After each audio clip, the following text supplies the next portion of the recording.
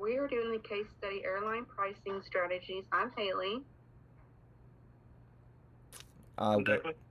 Every time, I'm Drake. There we go. There we go. So first, I'm going to start off by summarizing the key issues that I found while reading our case. So the study examines how airline pricing methods have changed over time, with a particular emphasis on how American Airlines pioneered revenue or yield management approaches in the 1970s. These strategies entailed developing distinct goods with usage guidelines and buying limitations in order to accommodate travelers with the differing levels of disposable income. Important tactics to maximize fare revenue are dividing customers into booking classes, limiting ticket exchange and refunds, and providing discounts for in-advance purchases. The case also emphasizes the use of dynamic pricing schedules driven by customer behavior and competitive reasons, as well as the rise of additional fees for services like seat selection and checked luggage. Overall, the case shows how airlines use the ideas of price elasticity of demand and willingness to pay to increase revenue. So some effects of increasing revenue on the consumers would be high ticket prices. So some consumers may pay more for their tickets, particularly if they belong to a group that is targeted for higher pricing because of things like last minute reservations or particular travel preferences. Another would be fee-based services. Services like checked baggage, seat preference, and onboard services may be subject to new or increased prices from airlines. So this may result in higher expenses for consumers who need these services. There could be fewer options for passengers on a budget, as airlines focus more on revenue optimization than providing consistently low rates. Pricing tactics may lead to fewer options for passengers on a budget. This may be difficult for certain consumers to locate reasonable priced travel options. Continuing incentives for early booking. So because airlines frequently give discounts for reservations made well in advance, consumers may be encouraged to book flights earlier in order to take advantage of lower cost or better seating arrangements. Segmented pricing. Airlines may use pricing schemes that divide consumers into groups according to how they are willing to spend. This might result in different pricing for travelers with comparable travel schedules. Improved services for premium passengers. So passengers who are prepared to shell out more money for their ticket may be treated to improv amenities like extra legroom, priority boarding, or premium services. Passengers who choose to spend less money can be offered fewer services for less desirable seating arrangements. So in general, consumers' reactions to revenue growth are contingent upon a number of variables, including personal travel choices, financial limitations, and the particular pricing tactics employed by airlines. So some effects of increasing revenue on airlines are that their profitability. So increased profits are a necessary condition for the long-term viability and financial stability of airlines. This makes it possible for airlines to spend money on fleet growth, technological advances, and other operational enhancements. So another one will be investment in consumer experience.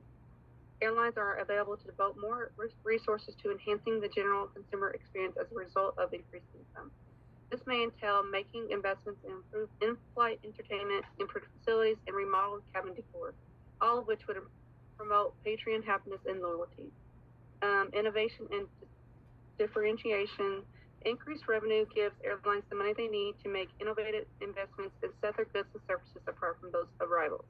This can involve launching fresh itineraries, providing distinctive in-flight experiences, or putting cutting-edge technology solutions into practice. A few more effects would be opportunities for expansion. Higher income enable airlines to grow their networks of routes and penetrate new areas. This might assist airlines in gaining more market share, increase their competitive advantage in the industry. They could have better financial stability, so increased income helps airlines stay financially stable, which makes them more resilient to external difficulties that could affect the business, such as changes in fuel prices and economic downturns. And lastly, an effect would be investment in safety and compliance. To maintain the greatest level of security and safety for both passengers and crew, airlines can devote additional dollars to safety initiatives, training programs, and regulatory compliance procedures. So all things considered, raising revenue helps airlines improve their services, solidify their place in the market, and promote long-term growth and profitability.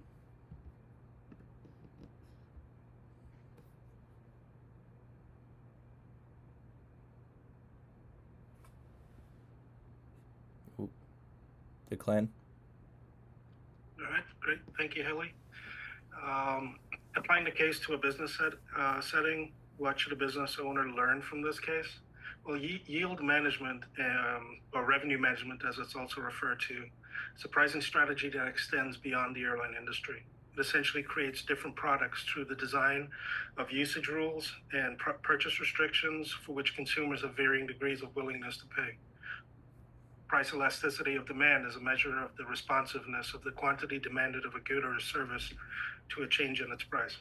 So American Airlines are credited with pioneering yield management in the 1970s, when management recognized excess capacity was more of a revenue problem than a cost problem. They introduced Super Saver fares, which were determined by seating capacity and required an advance purchase. Until then, airlines were competitive, but no one was taking advantage of the opportunity to capitalize on what was a common problem: too many empty seats. So some of the other industries who use yield management techniques include the hotel industry.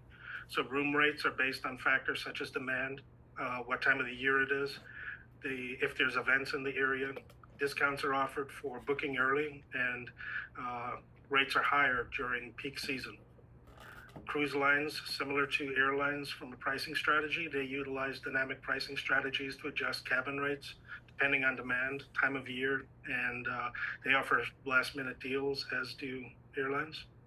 Theme parks and attractions. Theme parks offer tiered pricing structures where tickets are cheaper on less popular days and more expensive during holidays and weekends. Even restaurants. Some restaurants employ yield management strategies, such as offering early bird specials, fixed price menus during certain times, such as Valentine's Day or Mother's Day. So getting back to the airline industry, so in 1987, Robert Crandall was the head of American Airlines. He proposed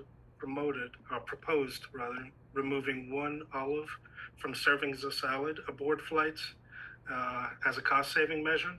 So believing no one would miss one olive on their salad, the result was a savings of $40,000 per year. And this measure is often referred to as an example of finding savings through small changes in your business.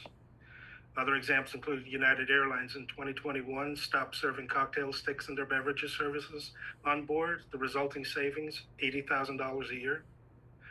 Northwest Airlines, prior to their merger with Delta, helped cut costs by $500,000 a year compared to prior merger by cutting limes differently. Northwest cut them into 16 pieces to Delta's 10, making that change yielded that kind of savings. So Michael O'Leary, who's the CEO of Ryanair, budget airline in Europe, is known for his proposed cost-cutting schemes aboard their aircraft, including the proposal of the question in this case, charging for use of lavatories on board. Among his other schemes, removing 2 of the 3 bathrooms aboard their Boeing 737 fleet to allow more seating, removing armrests to allow more seating, weight restrictions for their employees, and even proposing to allow standing room only service for shorter flights. So the problem with these strategies is that they all look good on paper. Sure, they'll lead to cost savings. However, it takes away from the quality of service provided and diminishes the enthusiasm for consumers to use their product. So I'll turn it over to Mike for our questions. All right. So the 3 questions that came up with. The first one is, if airline companies started charging lavatory fees, would you expect it to be paid up front or when buying your ticket? Would you expect it to be paid up front when buying your ticket or as used while on the flight? So is it going to be something that you pay while buying your airline ticket, or is it something that you pay for as you use it? The second question is, should there be a minimum flight time to be able to charge for these extra services such as lavatory, blankets, food, and etc.? And then the third question is, how would the availability change based on what extra services can be provided on the plane? Would there be a fixed number or based on interest of the flyers? And there's references. And that is everything.